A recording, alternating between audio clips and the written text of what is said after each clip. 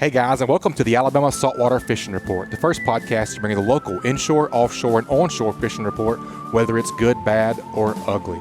This week's show is brought to us by KillerDock. I hadn't even realized how bad it was. I was cleaning fish on rotten wood, and after cleaning just a few fish, I was filthy, and I had a sunburn. I tried wearing a hat, but I just couldn't keep me cool. And how was I supposed to clean fish without getting messy? KillerDock brings the upgrade that not only will keep you cool and clean, it will make me being on my dock enjoyable again. KillerDock combines durability, function, and design to uniquely upgrade your entire dock experience.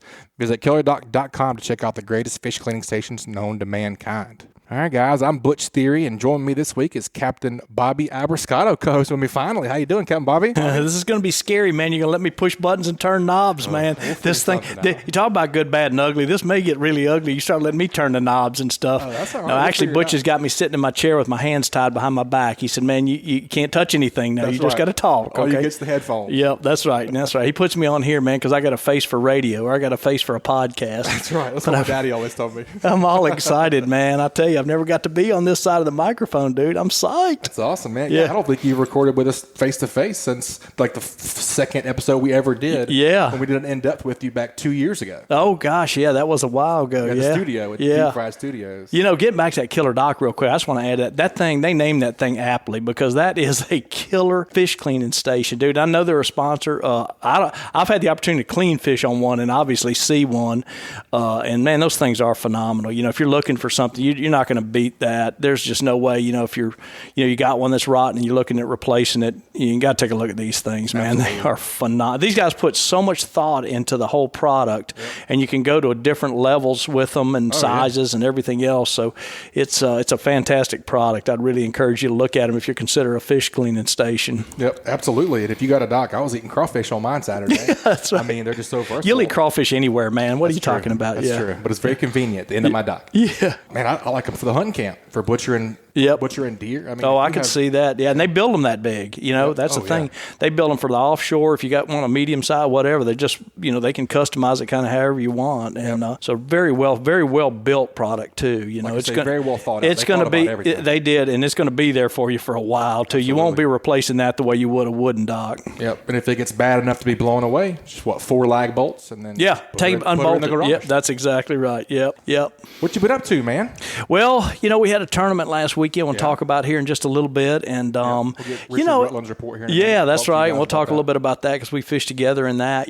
But it's just what we do this time of year. I have some obligations with sponsors that kind of fill in the holes. It's a time of the year where I'm not guiding a lot. We really kind of almost focus more on the fun fishing and tournament fishing. We do some of our charity fishing trips this time of year where we've donated fishing trips and so forth. So I've done some of those, and as we're going to talk about when we get to the reports, this is when you guys started doing this podcast. From day one, you've called it good, bad, and ugly. Unfortunately, from the inshore side, like we're going to talk about in a little bit, we're at the the bad/ugly part right now. Hey, that's all right, man. But there's still fish to be caught, which we'll talk about. And there's still things to do. And as we're recording right now, I mean, we're looking at shorts weather. You're sitting here in shorts and T-shirt and walking around outside, and a few days it's going to be cold again, but there's plenty to do. 30s, yeah, that's right. It's going to be 30s, yeah. And so, and that's just the way it's been, which fish. Yeah, that's exactly right. But the water temperature doesn't change that much, so I don't want to get too much into the guys that are doing the report, because, man, I'm interviewing today, baby. Right. I'm on the interviewing side. That's right. You got the other side. I'm psyched. All right, man. Well, let's go see what Captain Richard Rutland's up to.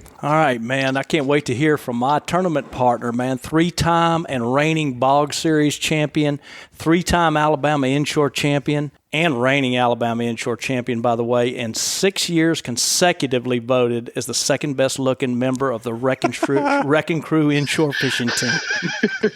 Captain Richard Rutland. I love that. Undisputed. You got your back. Good one, man. How you boys doing today? Good, buddy. Good, buddy. Just trying to scrape together a fishing report. What you been going on? Man, we just Bobcat and I just got done with Battle of the Grubs number 3 last week. So last weekend here. So we did a lot of fishing leading up to that to try to get ready for that. And it's been definitely a tough go at things. The conditions have been hot, cold, and then we've gotten all this fresh water that's coming down out of the Delta and upstate from all the upstate rain, and it's really made things pretty difficult, pretty tough on I think just about anybody, any species, any fisherman, any area you go to. It's going to kind of be tough right now. The fish are about just as confused as we are.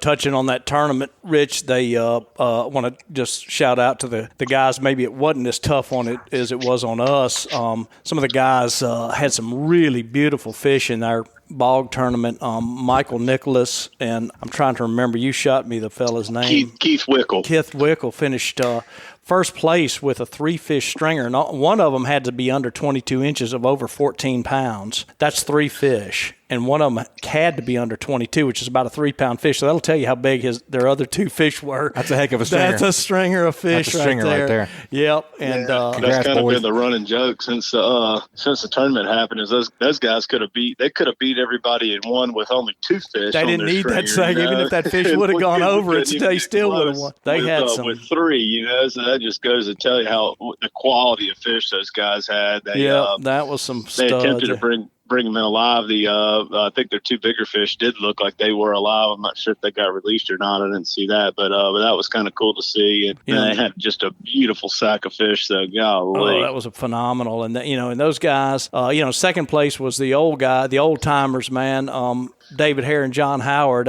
I'm just tickled to see them show up for every tournament, because as long as they show up, I'm not the oldest one in the tournament. So that always makes me feel better to see them. But those cats can fish. They've been doing it. And then I guess Clay Dean and Clay and his partner Jonas Alexander, they got their I think Clay said it was his first win. I'm not sure about Jonas, but they got their first trophy. Yep. And so those this past weekend. So that's kind of neat to see. I guess good to see 3 recreational guys who don't do it for a living, come in and crush it. That's right. And I'm glad you brought that up, because I really wanted to mention that. Is all 3 of those teams all have, Howard's retired, but the other guys all have regular jobs. They're just weekend anglers.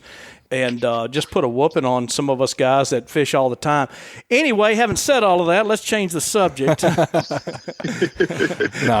great. Congratulations to those guys, man. All of those guys show up every tournament, regardless of the weather, and they put their money up. And they talked about Michael joking about being a donator and stuff, but they still show up every tournament, regardless of what the weather's doing, and having to go out maybe their first day of the week to be able to fish, So, man, I was just so kind of tickled to see them beat us. Right. Kind of tickled to see them really win. Right. Hey, that's the kind of things a lot of pot under your butt. That's exactly right, buddy. And it also goes makes to you want it more.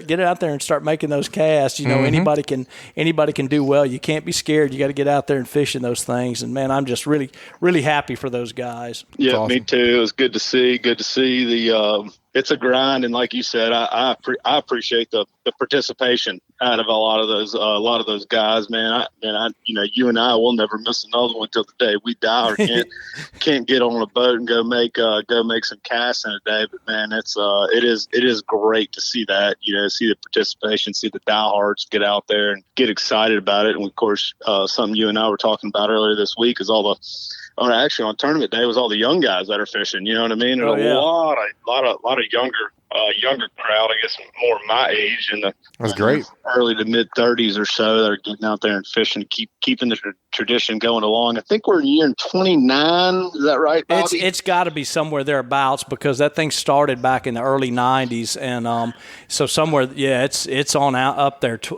Something like that, 28, 29 years.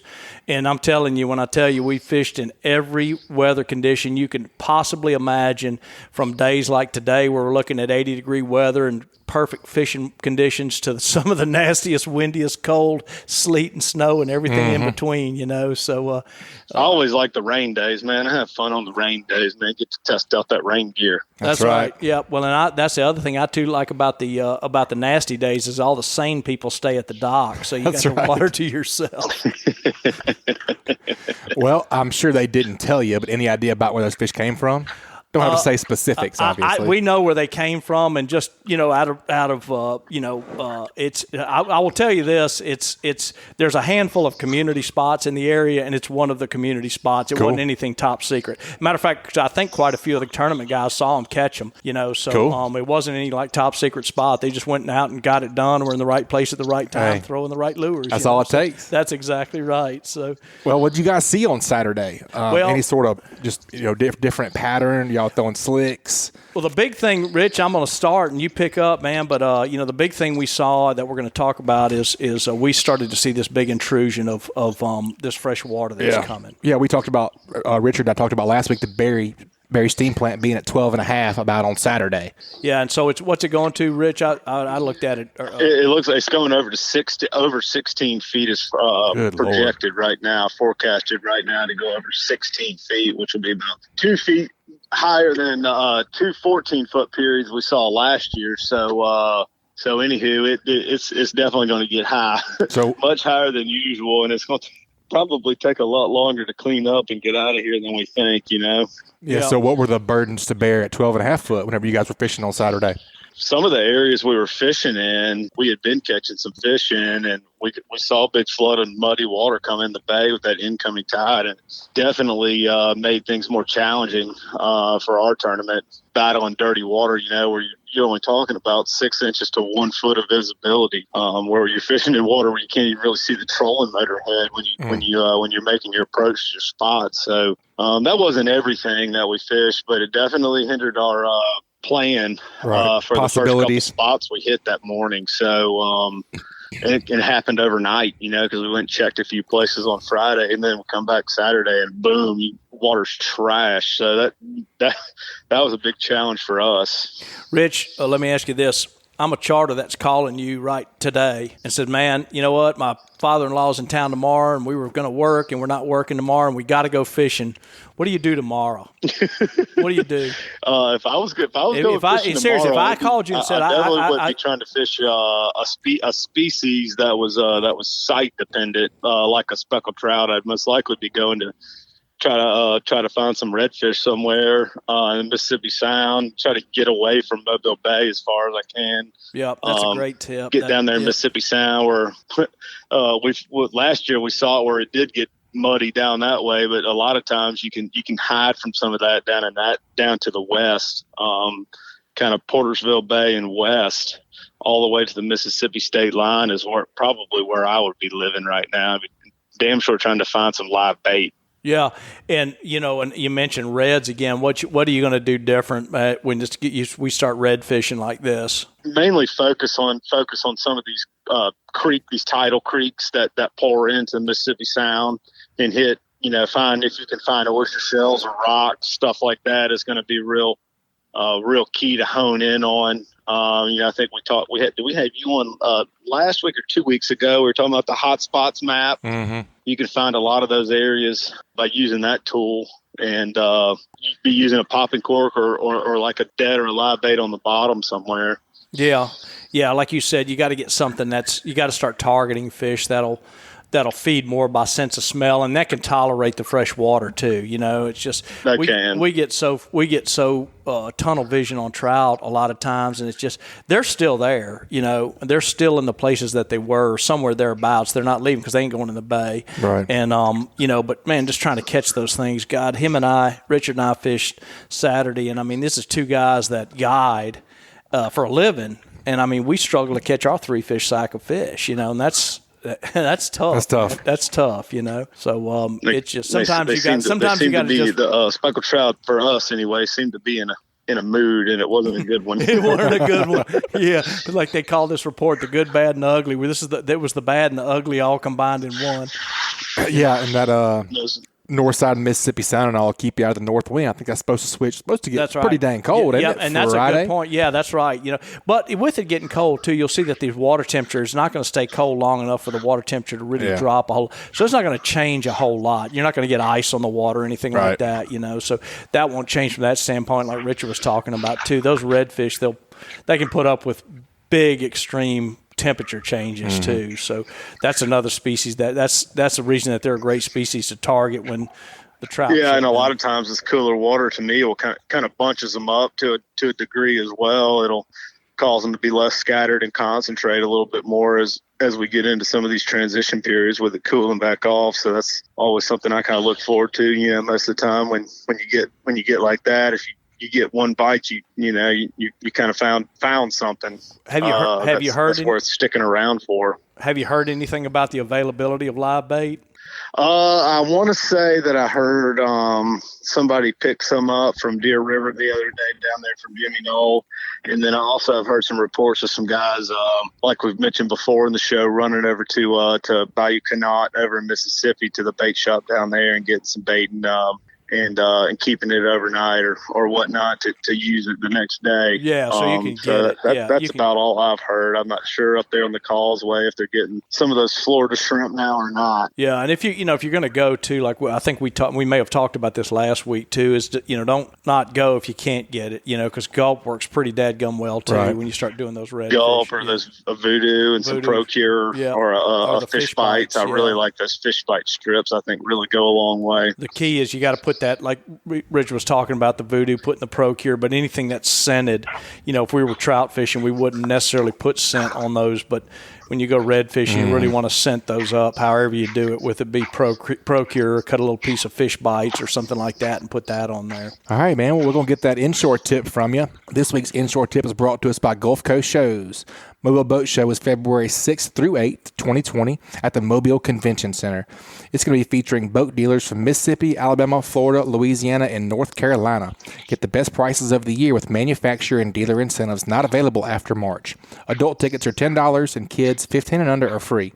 There is also a $2 military discount. For more information, go to GulfCoastShows.com. This year's show is sponsored in part by Galleria, BMW, and Hancock Whitney Bank. What you think for a tip? Well, as we were talking about earlier, we're talking about the bad and the ugly with the fishing report kind of doing on the fishing report pretty good. Right. So something I always think about this time of year is it's kind of, boat and tackle management, going through your old tackle. Oh, yeah. And replacing some of those hooks on your top waters, or if you throw hard baits, mirror lures, stuff like that.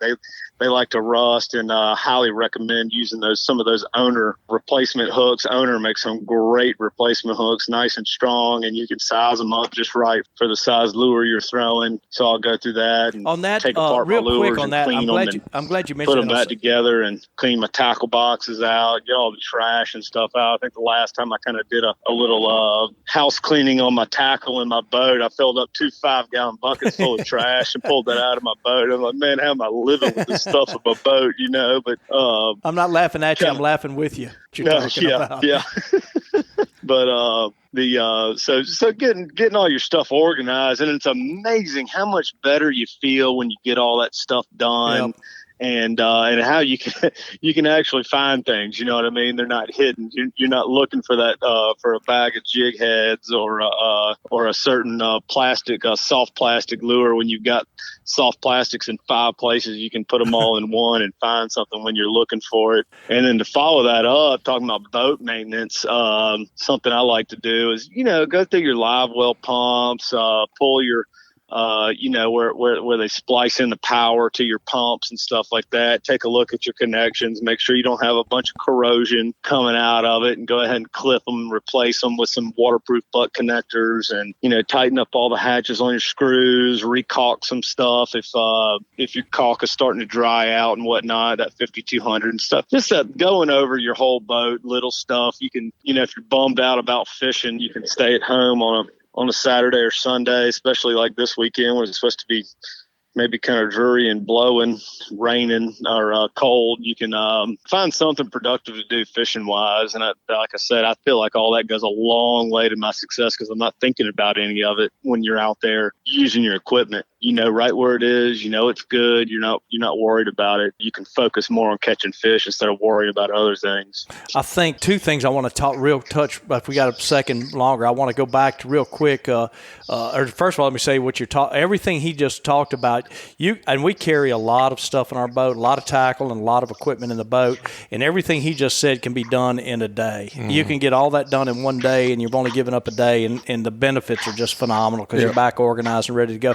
But Rich, go back for a second when you're talking about sizing of hooks. You were talking about like a topwater, for example, or even a subsurface bait like a 52 series mirror lure or something, do you ever change the hook size, or do you stay with what the manufacturer has on there when you're changing those hooks? I usually try to kind of match it to the size of the lure. Most of the time the manufacturer does get it pretty close, but I have done both things. I've stepped up in size on some lures and I've stepped down on size. Some of those little smaller mirror lures, twitch bait, stuff like that, I think a smaller hook lends much better to the lure. And then I think on your bigger lures, like where you're throwing like my favorite top waters, one of the super spooks, biggest probably hard bait that I throw, I step up in size a little bit on hook. The reason I do that is just to try, like I said, John, it's almost like when you're live bait fishing, you want to match use the hook to match the size of the bait. For sure. Because when the fish comes up and inhales it or swipes at it, you're going to have a better hookup ratio. So it's a little easier for the fish to get hooked, and get hung. In addition, on top water baits, I think you can really get away with that more so than on sinking baits, because you don't change the sink rate or the action of the lure. True, that's a as good long point. as the lure's still floating up there and you're working it, the hook is really not going to, unless you put something so big on there that actually pulls it underwater, right. But if you can, like he's talking about, go up to that bigger hook size with the top water, you can get away with it, because they're looking at a silhouette and hearing the rattle and that sort of thing. So you're not too worried about that. So that's a great point right there. Good tip. Yep. Put on some new line and make sure all your ceramic guys will have chips in them and all that. That's a great tip, Captain Richard. Yeah, there's a lot. There's always something you can do. There's man. always something preparation-wise that you can be doing to have a better day on the water, where you're not like, oh, man, I wish I'd have had that. Or, man, if I'd have gone through this, I would have gotten more of those or something. Just going through your own stuff, even though you know everything you have, going through it, knowing and putting your hands on it really goes a long way. So, it's not like you're boys, I appreciate y'all having me. Y'all have a good show, and I'll catch y'all on the flip side. And I appreciate you telling him not to keep me away from the knobs and the buttons, man. I appreciate that. You got some faith in me. Anytime, Hoss. I just gave him some headphones and making him sit on his hands. He can't touch He's making me nothing sit on my hands. He doesn't know I'm Italian. I got to have my hands moving to talk, Yeah, you do. All right, Captain Richard. We'll talk to you soon, buddy. Keep whacking them. All right, boys. Thanks. All right, Captain Bobby. It's always good to hear from the worst-looking side of the wrecking crew. Yeah. I got faith in y'all, man. He's y'all consistent.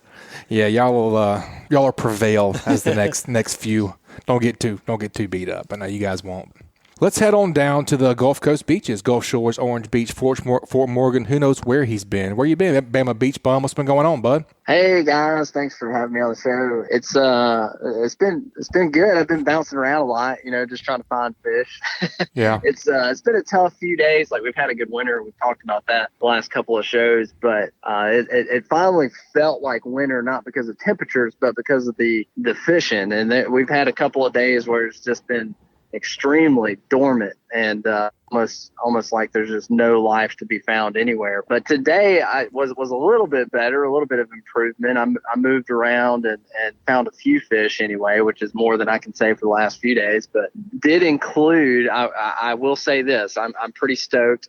I had a great day despite the fact that it was slow, because I did get my PB permit, which I've been trying to hook up on one of these Alabama permit that was respectable, because most of the ones that I've caught have been like 8 to 10 inches. But the one today, it was 17 inches and a little over 17 inches, and I didn't weigh it, but somewhere between 2 and 3 pounds. I'd say around probably 2.5 pounds, which for the state of Alabama, that is a decent, respectable permit. So I was pretty pumped about that. Mathew, I think any permit in Alabama is respectable to me. I've never seen a live one, and I can remember it wasn't terribly long ago to where one was caught down there, and I think it was off the Orange Beach jetties.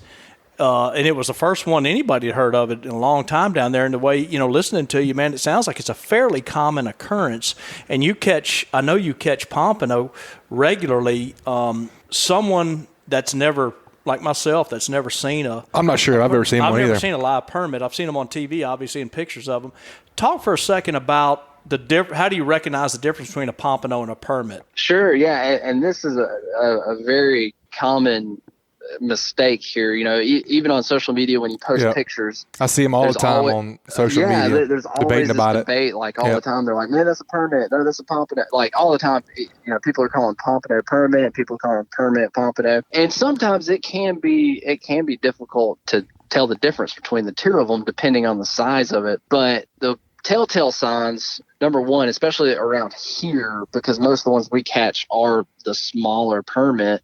And generally when on the smaller permit, the dorsal and the anal fin, they're going to stick out like a sore thumb. They're much longer on the smaller permit than a pompano. That's going to be equivalent size. So like that's the first thing. When it's coming in on the in the water, like I can tell real fast that's a permit just because of the length of those fins. They're just so much longer than what you're going to see on a pompano. Once you pull it out of the water, there's a couple of things you can look for. The color on pompano is yellow. So like they're going to generally have like a yellow color to them on their bellies and around their anal fin. Whereas on permit, that color is orange and it's very distinctive. Wow. So you can tell the difference that that orange color stands out. Also permit have like kind of on the front section of their body, they've got this birthmark kind of deal. And it's like this black mark. It's not real distinct, but it's there. It's kind of like a light black birthmark kind of deal that you'll see. So those are a couple of indicators once you pull it out of the water that you can look for. If you want to get real nitpicky, the fork of the tail is way more drastic on a permit than it is a pompano. If you hold them side by side, if you've got two of them, the tail of the pompano will fit like almost inside of that fork of the permit. So those are a few different things that you can look for to kind of tell the difference. And once you've seen them both, it's real obvious. You can tell when it's coming into the water, the difference between the two once you see it. But it's definitely something that people like to debate and argue over online. Well, Dan, that's some fantastic information right there. That is fantastic. That's really good learning, eye-opening stuff. And I'm really happy to hear that other people are as ignorant about it as I am. But yeah, that's some good stuff right there, dude. Seriously. Well, what'd you catch them on? Today I was fishing with ghost shrimp. I was laser focused. I was trying to find some pompano because I've got a feeling, a sneaky suspicion that we're going to have a fairly early run. And this happened 2 years ago when we had a mild winter and we started seeing pretty good schools and pretty good consistency with pompano throughout the month of February. Haven't really seen that yet this year. So I went to some areas that I knew water conditions were going to be more ideal for that.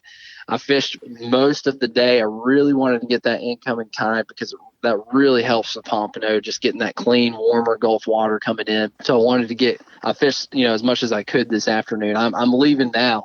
I'm on my way home from fishing because I wanted to catch as much of that incoming tide as I could.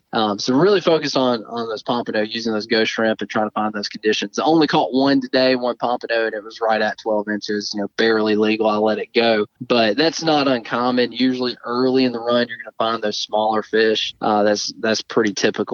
But I would say, for right now, we're still we haven't kicked off yet for sure. Like we're not there yet. And I was kind of hoping that maybe we were, and I'd run into like a large school of pompano today, but didn't see it. And I felt like conditions, other than that water temperature, everything else kind of lined up to be conducive for them. Mathew, you guys pardon me, you and Butch pardon me for, and the listeners for, if you guys have talked about this on a previous podcast, but when you do find a good school of pompano, whenever it happens to start, how well do those stay put from one day to the next? That's a great question. It's really... It's not so much like a spot, but a beach.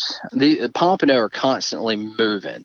They're never staying put, and there's really no reason for them to, because like when you're beach fishing, you're not fishing structure. There's nothing there to keep them there for long periods of time. These large schools of pompano are constantly cruising up and down the beach, but there may be something in that area that kind of keeps them around, maybe a bait source, maybe a deeper pocket that they like, that has maybe more favorable water temperatures, that they can kind of get into, whatever that may be. So they may hang around a particular beach for an extended period of time, but there's never going to be like this one spot, because usually if they're hanging on that beach and they're hanging around there for multiple days at a time, you can go up and you can set up on any stretch of that beach and be successful. Because even when Pompano fishing is really good, like even during the spring run, it can still be a patience game. It's not like you're going to pull up to a spot and start laying into them every time. You've got to wait them out. They're You're kind of waiting for those fish to come to you, opposed to other types of fishing where you may be going to them.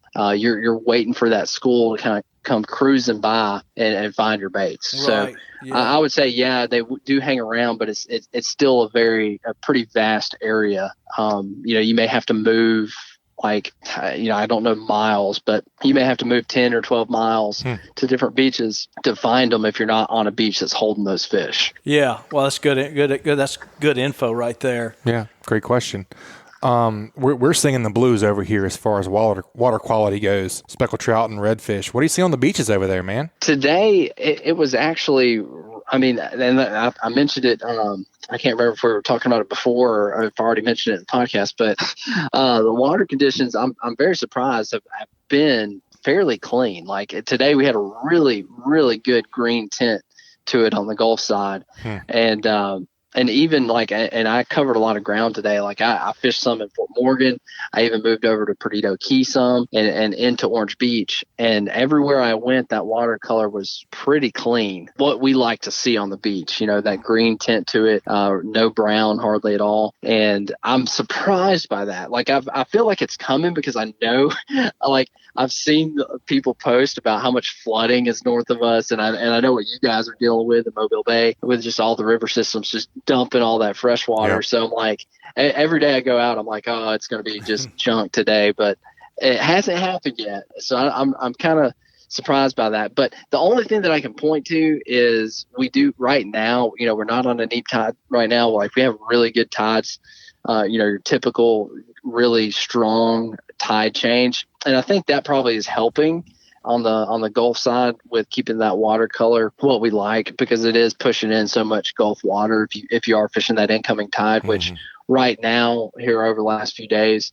the incoming tide has been throughout the entire day. So low tide this morning, I think was between 4 and 5, high tides later this evening. So you've got an entire day of just Gulf water coming in. So while you're fishing, it's all that cleaner water pushing in. So I think that's probably helped. That makes sense. Fishing Gulf side. Yeah, and and I'll tell you, dude, if you're getting away with it right now, you may be in pretty good shape because there's still a lot of water to come down, but Barry, which is our gauge, the gauge we use to determine how fresh and how muddy the bay is going to be, is at 16 feet or coming up on 16 feet, which is unbelievably high. And so if you're finding pretty water now, and there's still got a little bit more water to come down, but I think you're probably at about as bad as it's going to get right now if what affects your area over there is affected by the bay, which obviously it is. But right now it's about as high as I've ever seen it. I can tell you that. Yeah, and I would speculate, because we've had more of an easterly wind here lately, and that is going to push that Mobile Bay west, water more towards Dolphin Island, which I don't ever fish over there. So I'm sure they're probably dealing with it more so than we are over here on the east side of things. It's definitely not been as bad as I thought it would be. Always. All right, man. I found you a pretty good Hey Cap question this week. This week's Hey Cap sponsor is Foster Contracting Fortified Roofing Pros. We talk about safety every chance we get on this podcast. There is just no reason to let a preventable problem ruin a day of fishing or a day on the water. It's no different when it comes to choosing a company to put a roof on your home. You've worked your whole life for your possessions, and while they are important, the safety of your family is paramount. When you choose the Fortified Roofing Professionals at Fortified Roofing Pros, you're making a smart choice. Fortified Roofing Pros has over 25 years serving the Gulf Coast and has certified over 200 customers' roofs last year alone. Give them a call at 251-973-9999. If money is tight, there are financing options available. And did you know you can save up to 40% on your homeowner's insurance with a fortified roof? Do not let the safety of your home go another day unchecked. Learn more about the Fortified Roofing process at fortifiedroofingpros.com. All right, Matt. Bill Kennedy submitted a Hey Cap question over on the Facebook page, Alabama Saltwater Fishing Report. He will be getting a slick lure care package. That'll be fun. Bill Kennedy asks, all right, color, scent, or sound? With Pompano coming in soon, you see so many colors, UV and standard, of floats, hooks, and baits, fish bites in quotations. With the artificial baits, you have a plethora of scents, and with some of the new lures, we now see them with rechargeable microchips that emit sound. Once you're on the water, what do you consider most and least important?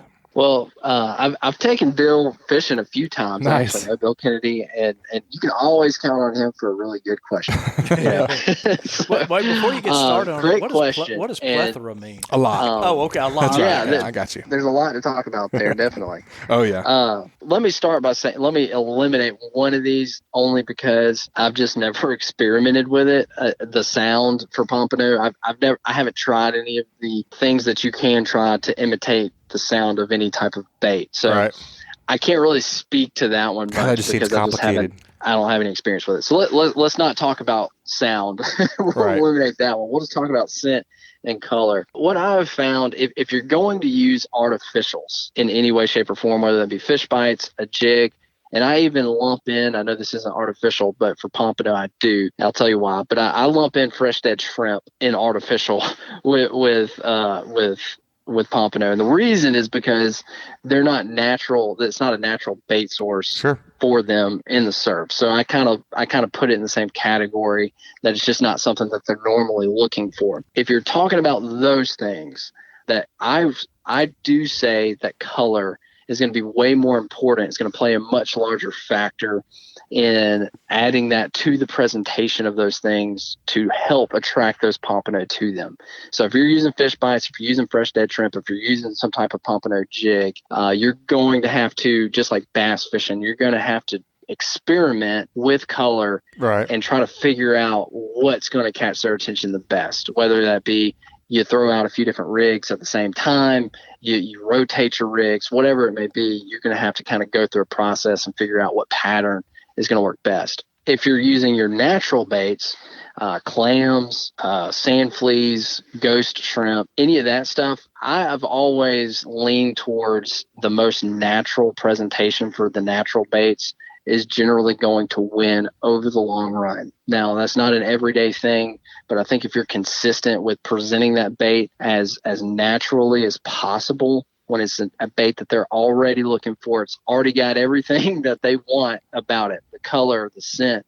Like, there's no need to try to pretty that up at all. Just present it as cleanly as you can, and don't worry so much about the color, because that scent, especially from the sand fleas and the ghost shrimp, they've got this gastrointestinal fluid that is just potent stuff. Like, there's no need to add anything to that. You can if you want to, but you just don't have to. And of course, like with the sand fleas, the colors on them, especially when they're pregnant, they've got this orange color to them. Same thing with the ghost shrimp. They have a lot of orange to them. So they're looking for that already, and it's there. So no need to really get cute with all of those things, the sounds and the colors and all of that with the natural baits.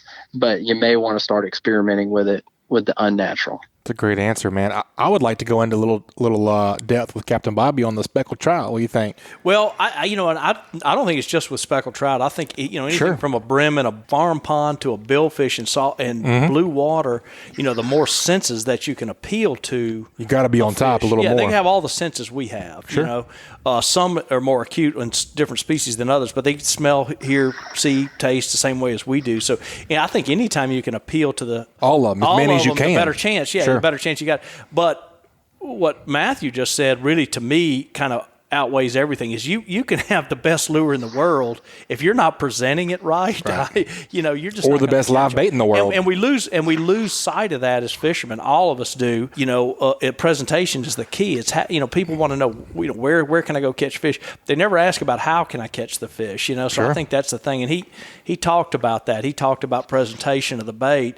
So I think you can again, if you can make it look natural to them by certainly hitting your color and your size and your shape of your lure right, but you still have to present that lure right no matter what you have on there. So I tell my clients, or people will ask me, what should I use for bait? If you're putting salt water, everything eats salt water, shrimp in salt water. Right. And just about everything on land eats shrimp. So you never go wrong with shrimp, but you still can present them wrong. Sure. So I think that's the key to the whole deal is presentation. You got to have the right stuff on, but you still have to present it right.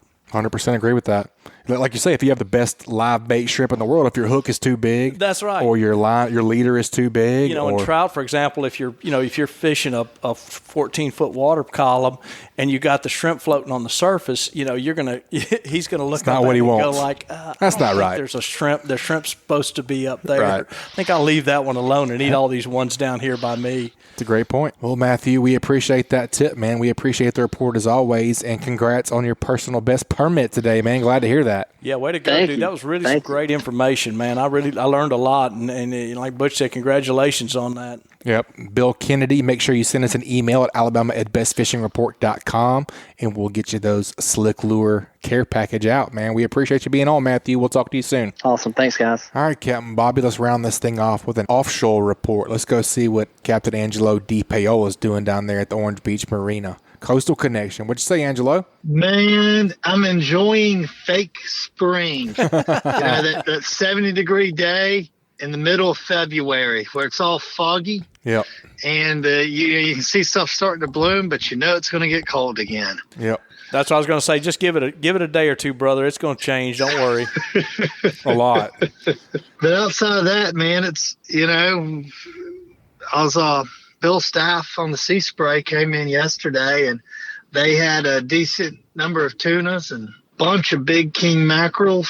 So, and there's, as far as like the ability to catch bait, there's bait all over the place, especially off of the kind of enclosed shore buoys and rigs. And there's more mullet than I've ever seen in our part of the world this late in the year. Mm-hmm. That's interesting. I think we're seeing some of that here too as well. Yeah, that really is interesting because I'm seeing that, and not only mullet here, but for the last few years, I've never seen pogies stay around. Not in huge numbers in these giant swarms of them, but I'm seeing pogies in the rivers, and we never used to see pogies stay around this long. Super late. Yeah, super late, or really through the year now. Right. Yeah, that's interesting you say that. I wonder what that attests to. Think it's a salinity? Salinity, water temperatures, I guess, and like he was just talking about, I would think it's got to do with, these fake springs we get. Even when it gets cold, like it's going to for the next couple of days. Fake spring. It gets cold for two nights, and then it warms right back up. So the ambient temperature doesn't affect it enough to change it to where it really drops it. Push them out. Yeah, push them out. I would think that would be my guess. You mentioned tuna coming in off Bill's staff. Do you have any idea where he was or where he wasn't, Angelo? Man, he told me exactly what he did and what he caught. So he went to the Horseshoe Lumps for the first portion of the first day of their trip, and they chunked. Man, they had some giant king mackerel. They had two fish that looked to be 40, 45 pounds, handful of 30-pounders. Said outside of those and sharks and bonitas, there wasn't much happening over there. So there was about 14 boats out of Venice. Said nobody. You didn't hear anybody catch anything on the radio. They fished there till about 10 a.m., worked their way out to the floaters. And, he said it was, and this is kind of typical when you're like on the hunt for fish this time of year. It was like you'd catch one or two here, you'd catch one there, and kind of just work. He didn't say what rigs he went to, but, I'm figuring around. You work southeast from the Horseshoe Lump, thinking Rampal, Marlin, right. Yeah. Maybe Nikika, that kind of stuff. Just bouncing around this time of year trying to find anything. Kind of speed. And, they looked like they had about a half dozen 40, 50-pound yellow fins, bunch of black fins. Had a nice box of fish, and like I said, that's kind of typical for what you see this time of year. Had a buddy of mine that went wahoo fishing yesterday, and they had about 10 or 12 nice wahoo, but they were on the west side of the Delta. Mm-hmm. So, that's a long run from our part of the world, but that is typically more productive this time of year than the east side. Yeah, you would think those wahoo are going to be stacked up on the edge eventually on our, You know what? And I get, we were talking earlier what's kind of a tip, for today. I'm kind of deviating from that a little bit. But we're in February. We're about to get into March. And this is the time of year you start looking for little temperature breaks along the continental shelf. Yep. For the next probably, I'd say till about middle of March is max. You're going to be able to catch wahoos on those rigs in 200 to 400 foot of water. Yep. But then they're going to start getting on the shelves, and then that's, really there you're searching temperature breaks or temperature changes. And if you're looking for tunas this time of year offshore, same thing. Temperature's going to play a big deal into that. Mm-hmm. I saw where somebody caught like an 80, I think it was around 80 pounds out of Venice. I don't know when it was. I saw the Facebook post yesterday. That's a giant wahoo over there. Man, there's been some good ones this year. And that's, we were talking about the mullet and the menhaden earlier. Yeah. This is that time of year that hopefully as we get, a few more cold fronts, starts pushing all that bait out the mouth of the river.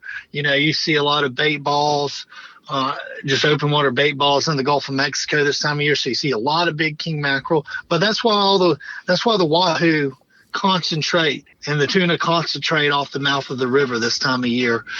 And usually as we get a little bit more winter pattern and we push a little bit more bait offshore, we'll probably see some fishing picking up over there. For sure. Let me ask you a question.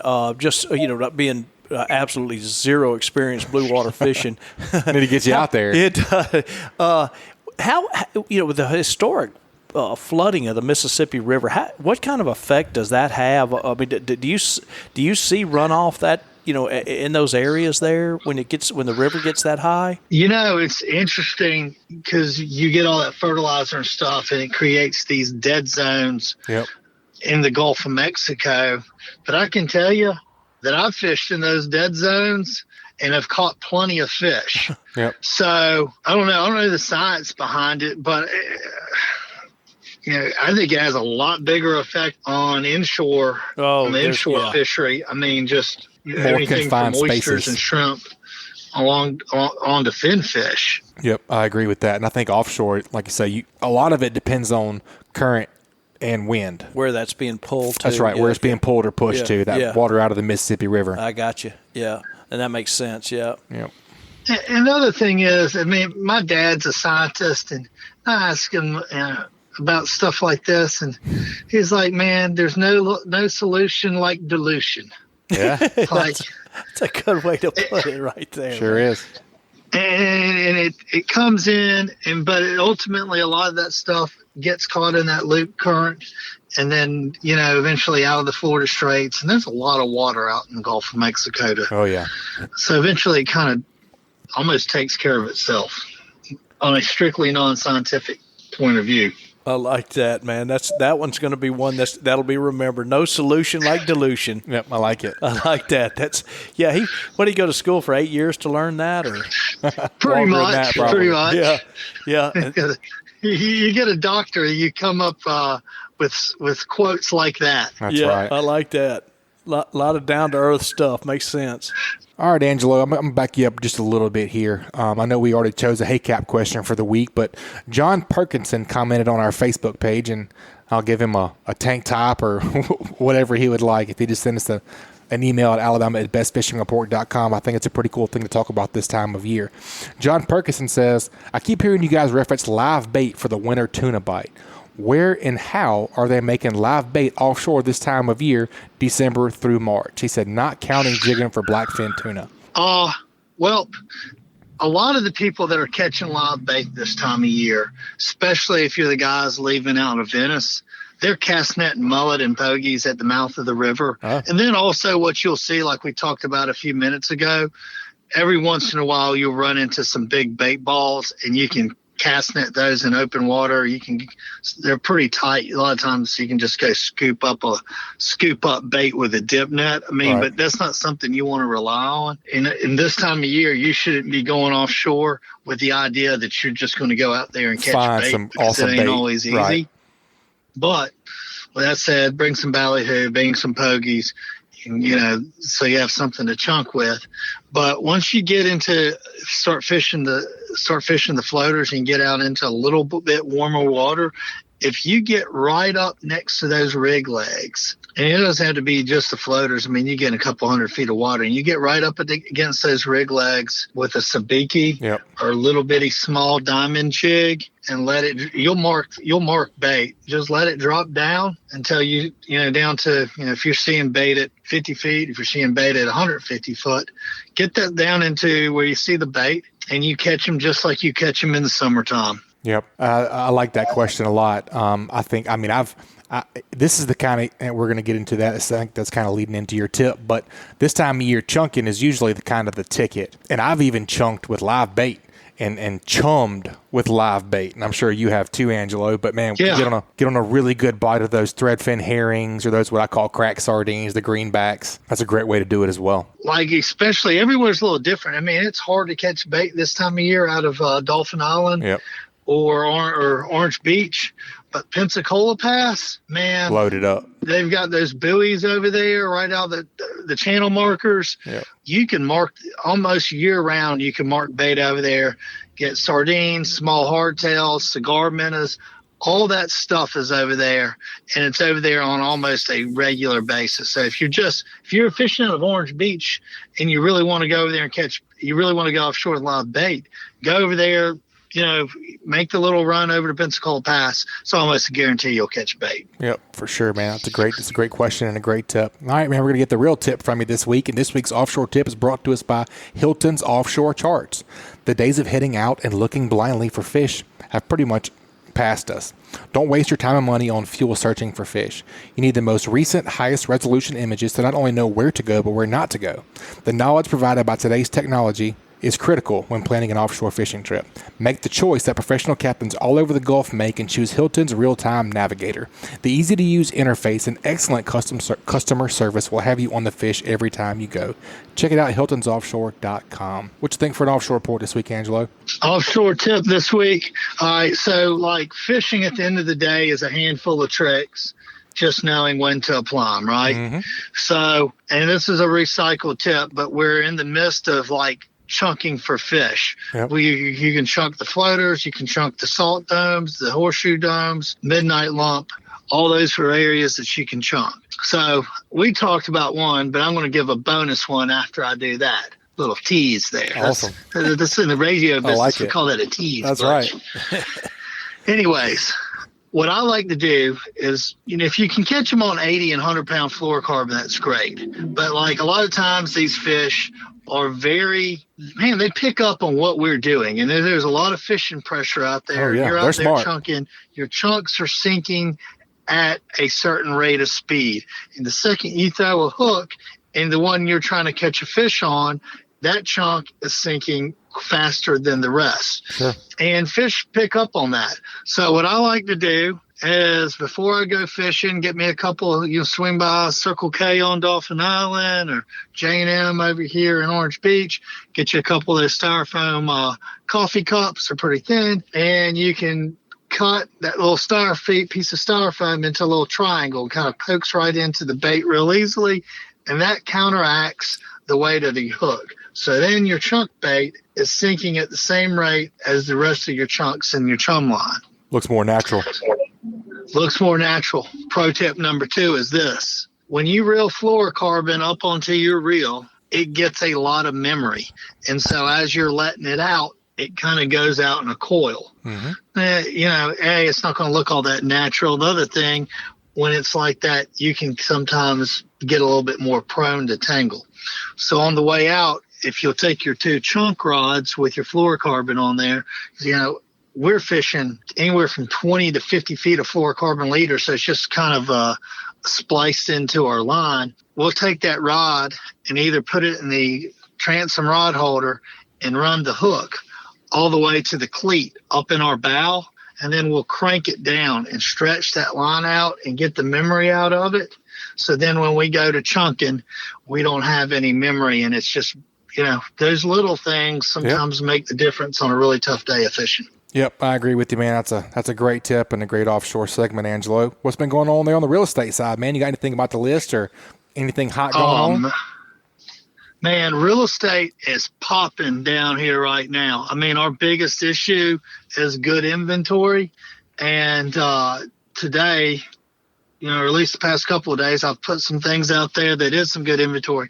If you're in the market for some really nice waterfront on Ono Island, we just listed a $3.2 million 5-bedroom, 5.5 bath house, boat dock, swimming pool, white sandy beach, high and dry out of the flood zone. Super nice house. And then this is really cool. Last year, Kenny Stabler's old house burnt down. Dang. So the property is now for sale minus the house, but has $200,000 pier, the super high-end paver driveway, pool, everything's in place, great landscaping. It just needs a brand new owner. And anybody out there looking for that kind of stuff? Or, I know that stuff's in a high price point, but heck, we got a condo, bayfront condo here, fully remodeled, listed for $205,000. So we got everything from the very upper end of the spectrum on down to the lower end of the spectrum. I just want to say I appreciate you guys always letting me plug my deal here with y'all. Heck yeah, man. Captain Bobby's looking at a $3.2 million one over here. He's already Googling it over here. Oh, yeah. I'm looking at it for sure. Bobby, you keep on winning speckled trout tournaments, so we could probably get you in a couple of those things. That's right. You got to keep winning for sure. That's right. Well, I tell everybody, man, and this, that when people ask me about becoming a fishing guide, I said, man, it's a great gig if you can live without a few things like food and clothes. If you can do without that, it's a great gig. That's right. Well, Angelo, if people want to look up those properties or get a hold of you, what's the best way to get a hold of you? Man, hit me up on Facebook. My Facebook page is The Coastal Connection. You can DM me from there or give me a call on my cell phone, 850-287-3440. And God bless guys that like to fish and buy houses, because this week I lost a listing because I was a fisherman, and there's some people out there that just don't like hurting fish. And it don't matter whether you release them or not. But God bless you guys that listen to this show. That's all right, buddy. We got your back. I guarantee you that it'll go the other way. Fortunately, there's a lot more of us. That's right. Good deal. Hey, and fishermen are good dudes. Yes, we sir. only lie about the fish we catch. That's right. All right, man. Y'all have a great day. Thanks for being on, buddy. We'll talk to you soon. All right. Thank you. Bye.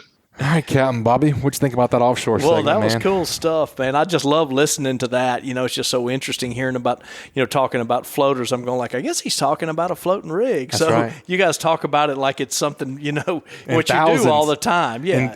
Floating in thousands of feet of water. Thousands of feet of water, and you're flipping off. Y'all guys are throwing around names of these rigs like it's something we go to every day, which you do. And right. so that's pretty cool, But just going out and doing that, know where the bait is and things like that, it's real eye-opening. And that's the cool thing about this, what you guys are doing, because you're covering everything saltwater wise, and it's really, really cool stuff, and I can see why you're getting so many downloads, the downloads that you're getting. Yep. Thank you, man. We appreciate it. It's yeah, kind of cool we like to give whatever we try to throw a kayak report every now and again. We're trying to give everybody what they want. Yep. It's pretty cool, and we're blessed to live in a place where you can do all that, man. Yep, that's right. And speaking of blessed, too, I love the way Angelo ended that, too. Is that was really interesting what happened with him and one of his potential listings there that walked away because he was a fisherman. And, so I think he's going to come out on the better end of that deal. I would think so. I think a lot of people are going to come to his rescue and say, brother, we got you covered on that one. Yeah.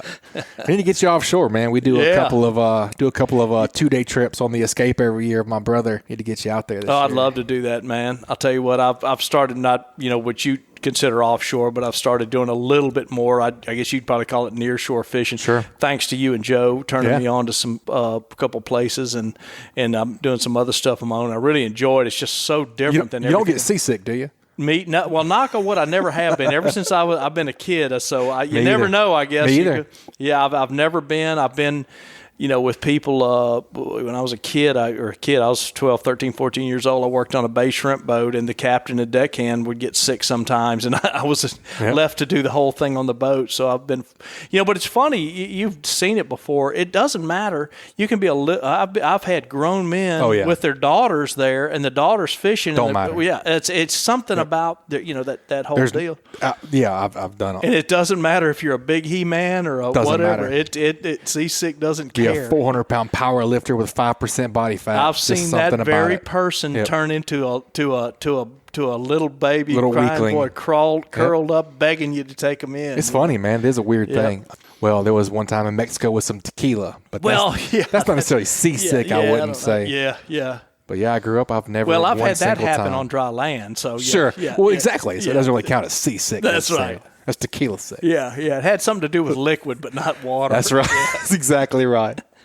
All right, man. We're gonna do what you learn. Hey, what do they call it? We're getting off track here. That's all right. Yeah.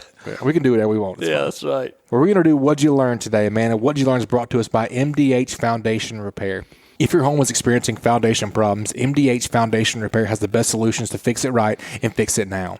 The problems you see are going to get only worse, so don't deal with inefficient, unqualified, and pushy salesmen trying to sell you overpriced foundation repair products. The professionals at Mdh Foundation will ensure you have a remarkable experience from the first meeting to the finished product. Mdh Foundation Repair is redefining the construction industry and protect your most important asset, your home. Check them out at mdhfoundationrepair.com. And thanks to our local sponsors. We always appreciate those guys, That's man. true, and that's the reason that you and Joe worked hard at this, and the equipment you got set up, and the investment, and the reason you're able to spend the time that you're doing it. Right. Every week, by the way, that you guys get together and do this is because of these sponsors. And I just hope our listeners would if they have any need in any of these realms, just hit them up, man. These people are the reasons you're able to bring this to them. Absolutely.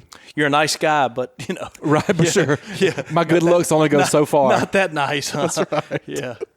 Well, what'd you learn today, Captain Bobby? Man, I learned a lot. I had a blast doing this, and I appreciate it. And I hope thanks for coming on co-hosting. To do it again. Absolutely, it was a lot of fun. But Richard hit on something this time of year. It's a great use of your time if you're an angler to go and get your equipment set up for the year. Man, it's amazing how much crap you accumulate over a summer. Dude, and I'm not telling you. I know you know. It's just unbelievable. But then when you get that all back in order, it's so nice when you get back on that boat and you go like, man, this is great. I'm guilty of this. I'm going like, man, I'm going to keep it like this all year. Well, by May or June, it's back the way it was. Or the third charter. Yeah, that's right. Yeah. But you got to get it back there. That's right. And not to mention the fact that you can improve the equipment that you're using to help you catch more fish too. But just simply being out there and being able to do that and get some of that stuff out of the boat. And certainly. And then with Mathew, boy, what a great report there. I just, something he just kind of casually mentioned this, but if you listen to what he was talking about, he went on a slow day today that he considered a slow day, right? And he fished from Fort Morgan to Perdido. Now that's a guy wanting to catch some fish. That's right a lot there. of water. Dude, he just kind of threw that in like, well, I went from he did that on a day when it was slow fishing. That's right. So caught his personal best. Caught his personal best pompano, and then when you got onto that thing, that was really a really learning curve thing for me. I was really interested in number one, I was interested that they're catching permit that regularly now. I just thought it was something that was newsworthy event to catch a permit. I've been seeing, and I follow all this, just because I try and keep up with it now, but all the surf fishing pages on Facebook and all that. And I think I've seen in the last 2 years more permit than I've ever seen in my whole life. That's fun. I had no idea. Which isn't saying much. But. Yeah. Well, that's one to me was a lot. Now, I remember when one of the very first ones were caught, as I mentioned to him. So, but just to, talking about the difference between the two, because somebody's going to catch a bigger one. I definitely and it's going to be that. A state record, you know, and which to me is a goal of mine is to have a state record of some kind of, worthy fish anyway, but that was really cool, and then of course his tip on, on when he started talking about presenting the bait naturally and the color selection and so on and so forth was phenomenal. And then when we talked with Angelo, just the fact that the effort that they go to catch bait and some of the little tweaking things you can do when he was talking about chunking and keeping that bait up a little higher up there with this chum because he's using the hook, weighting the hook and that sort of thing. Could be a game changer. It is. If those fish are super finicky. And it goes back to here's a guy fishing on the beach. We were just talking about this. It's the same thing as we were just talking about it. Here's a guy fishing on the beach in a foot or foot and a half of water. He's talking about bait presentation. Here's a guy that's out there in a couple thousand feet or 1,000 feet of water that talks about bait presentation. So that's how important that is. And I'm telling you, that's where all of us as anglers drop the ball is on bait presentation. We think about all the other stuff. We